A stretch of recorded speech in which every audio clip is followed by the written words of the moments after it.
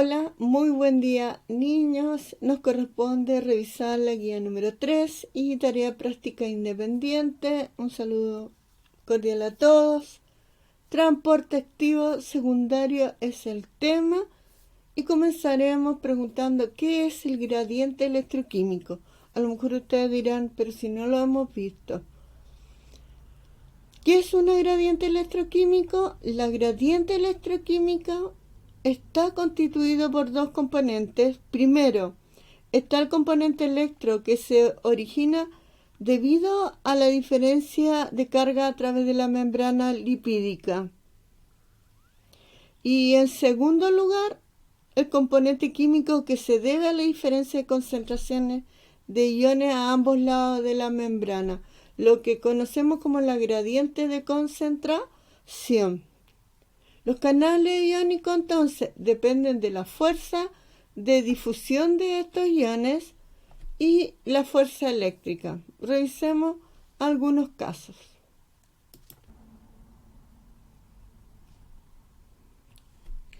Los canales iónicos son proteínas estructurales de la membrana celular que permiten el paso de iones específicos. Su estructura se asemeja a un poro o canal, y estos regulan procesos vitales como los latidos del corazón, la transmisión de señales, por ejemplo, en las neuronas, la regulación del volumen celular, la regulación de hormonas y factores de crecimiento. Estos canales entonces permiten el pasaje selectivo de iones como sodio,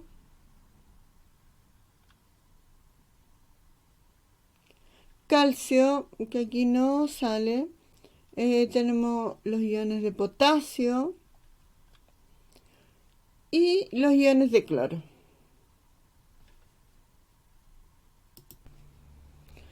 Una gradiente electroquímico entonces es una gradiente de potencial electroquímico. Por lo general, para un ion que pueda moverse a través de la membrana, el gradiente consta de dos partes: el potencial eléctrico y la diferencia de concentración de cada uno de ellos. Recordemos que el transporte pasivo es un movimiento de sustancias a través de membranas, sin necesidad de utilizar energía. Es decir, no requiere gasto energético por parte de la célula y consiste en la difusión de una sustancia a través de la membrana a favor de su gradiente de concentración. Y acá podemos distinguir tres tipos de transporte: difusión simple, la difusión facilitada y también tenemos la osmosis, que lo vimos en la clase anterior. ¿Qué características hay en el transporte pasivo? Depende del gradiente de concentración, del tamaño de estas partículas y de la temperatura.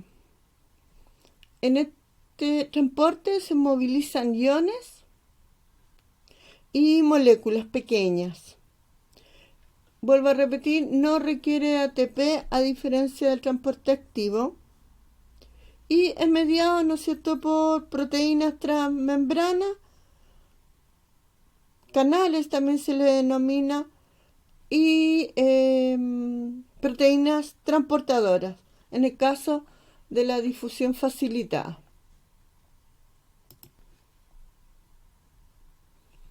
Entonces, recordemos, nos corresponde revisar transporte activo, los que son mediados por proteínas, carrier o bombas, y también los que son mediados por vesículas o transporte en masa. Y acá vamos a ver específicamente la endocitosis y la exocitosis. Transporte activo primario, entonces, en este transporte participan proteínas. Como observa acá en esta imagen verde, proteínas integrales de membrana llamadas bombas. Las bombas emplean energía ATP para transportar sustancias en contra de la gradiente de concentración. Las bombas actúan como transportadoras antiporte, es decir, transportan dos tipos de iones. Acá tenemos el sodio y acá tenemos el ion potasio. Lo transportan al mismo tiempo, pero en diferentes sentidos. ¿Ya? Las proteínas involucradas son bombas que normalmente hacen uso de la energía química proveniente de la molécula de adenosintrifosfato. A esto se le denomina bomba sodio-potasio. Y acá tenemos, ¿no es cierto? La bomba sodio-potasio es una enzima, en el fondo es una proteína que realiza un transporte bombeando iones de sodio, que son amarillitos, hacia afuera de la célula.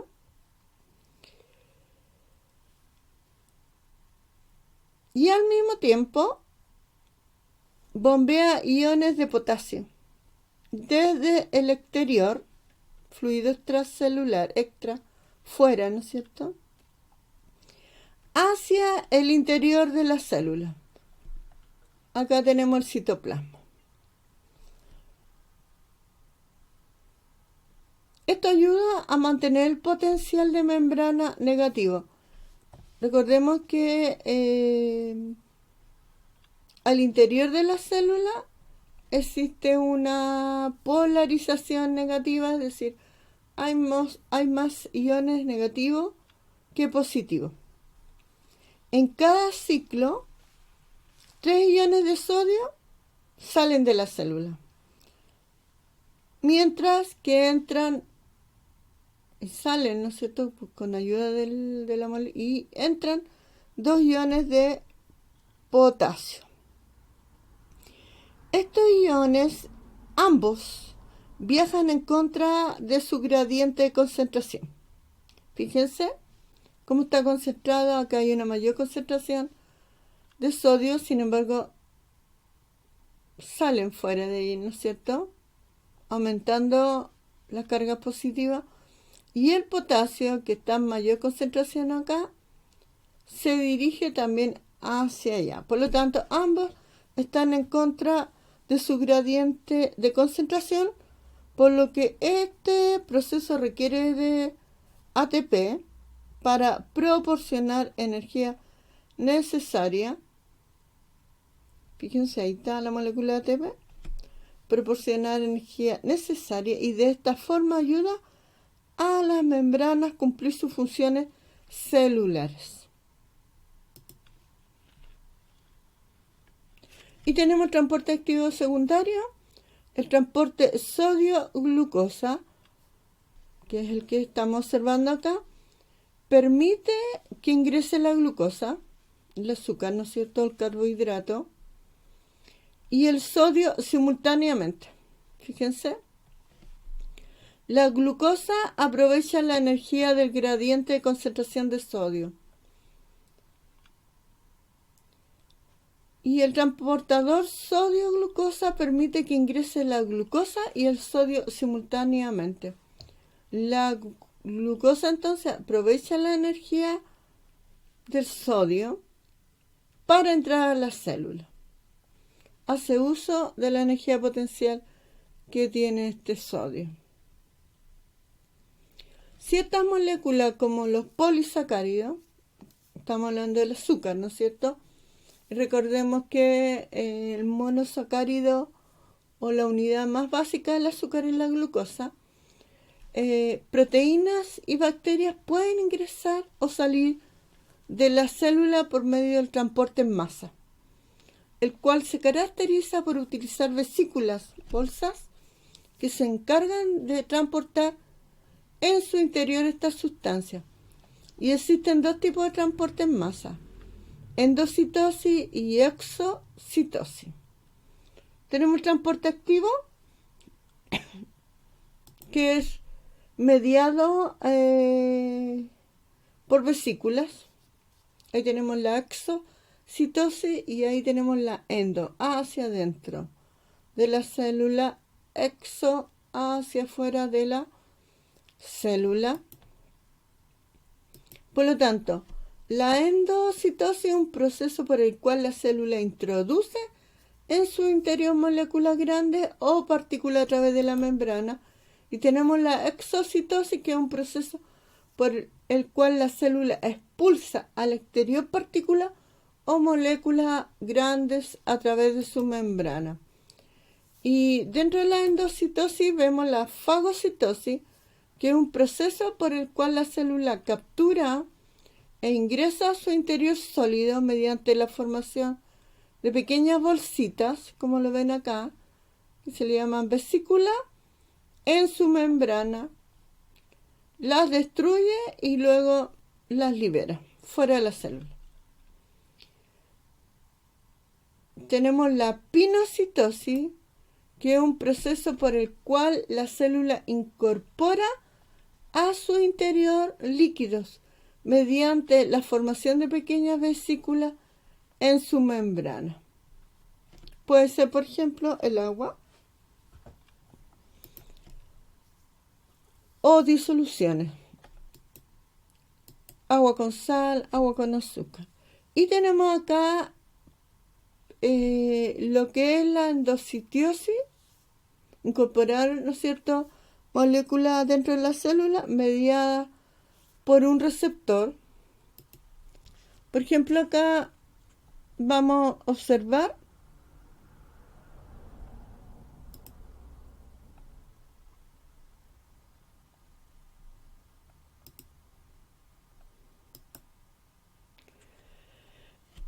un ligando, una sustancia pequeña que actúa como receptor, se une a una proteína receptora, como la que vimos recién en la membrana celular, e incorpora, ¿no es cierto?, esta sustancia o esta molécula dentro de la célula. El transporte activo secundario utiliza la energía almacenada en estos gradientes para mover otras sustancias contra sus propios gradientes. Por ejemplo, supongamos que tengo una alta concentración de iones de sodio en el espacio extracelular gracias al gran esfuerzo de la bomba sodio-potasio. Y tenemos la tarea de práctica independiente, que la dejamos en la guía número 2. Dice, investiga por qué se dice que la glucosa participa en el transporte pasivo de sustancias en la membrana celular, o se le denomina transportador pasivo. Bueno, los transportadores de glucosa son una familia de proteínas de membrana que se ubican en la mayoría de las células de los mamíferos. La glucosa, ¿no es cierto?, es un sustrato o una sustancia esencial en el metabolismo de la mayoría de las células, cuyo transporte a través de las membranas biológicas requiere por la polaridad de la molécula de proteínas transportadoras específicas. El transporte de la glucosa, así como otros solutos, a través de la membrana celular puede dividirse en dos grandes tipos. En el caso del transporte activo, pasa, ¿no es cierto?, a través de proteínas transportadoras.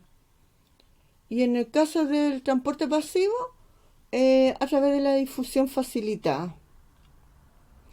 Y tenemos la última tarea, dice, busca el significado claro y breve de la osmosis y difusión simple.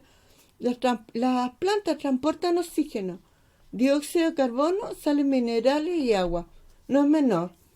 Y utilizan dos tipos de transporte, osmosis y difusión facilitada.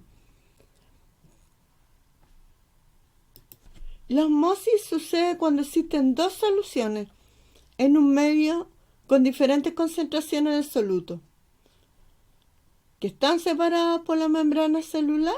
Deja pasar solo el disolvente, en este caso el agua, pero no el soluto, desde una solución más diluida a otra más concentrada.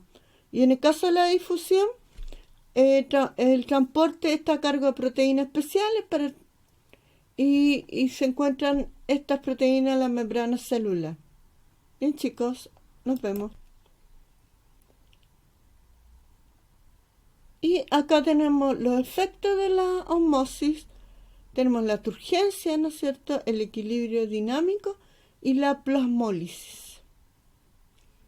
Síntesis, entonces, la membrana celular posee una composición de una doble capa de lípidos, proteínas y carbohidratos. Y dijimos que su función es el transporte pasivo a través de la difusión, la osmosis y lo más importante, y el activo mediado por proteínas carrier y mediado por vesícula. Y bueno, aquí te dejo las preguntas de metacognición que aprendiste hoy. ¿Qué es el transporte activo secundario? El agua y las sales minerales pasan a través de estructuras en forma de tubo hacia las paredes celulares y el citoplasma. ¿Qué tipo de transporte utiliza el agua y qué tipo de transporte utilizan las sales minerales?